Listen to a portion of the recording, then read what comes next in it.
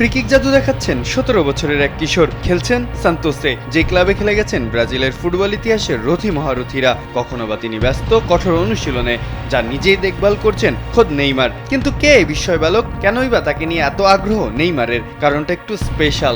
নিজের আইডলের ছেলেকেই যেন কোলে পিঠে করে মানুষ করছেন এই ব্রাজিলিয়ান তারকা। কারণ নেইমারের আইডল যে বর্তমানে আছেন জেলে, তা আবার ধর্ষণ মামলায় 9 বছরের জন্য।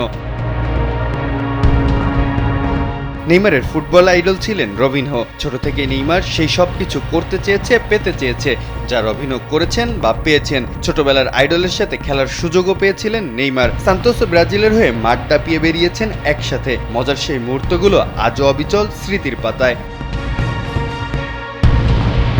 ওয়ালটন এখন দেশের সীমানা পেরিয়ে পৌঁছে গিয়েছে 50টিরও বেশি দেশে।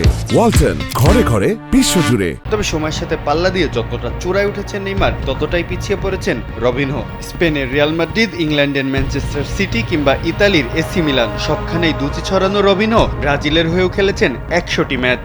তবে আলোর বিপরীতে থাকা ঘুটঘুটে অন্ধকারেই আজ পিষ্ট রবিনহো।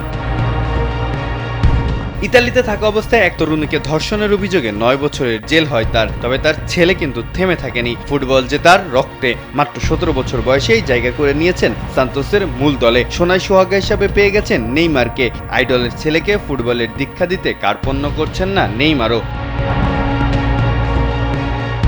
রবিনহো শুধু নেইমারের আইডলই ছিলেন না, তরুণ নেইমারের মেন্টরও ছিলেন তিনি। এখন নেইমার যেন সেই গানেরই নতুন সুর লিখছেন। রবিনহো জুনিয়র প্রতিভাবান, তরুণ, উদ্যমী। বাকি ব্রাজিলিয়ানদের মতো তারও আছে অসাধারণ সব স্কিলস। দরকার শুধু সঠিক গাইডলাইনের। সেই চেষ্টায় কমতি রাখছেন না নেইমার।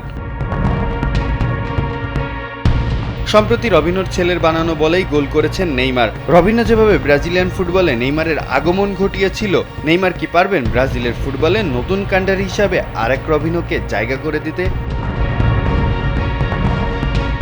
মাহফুজা আহমেদ, কালবেলা।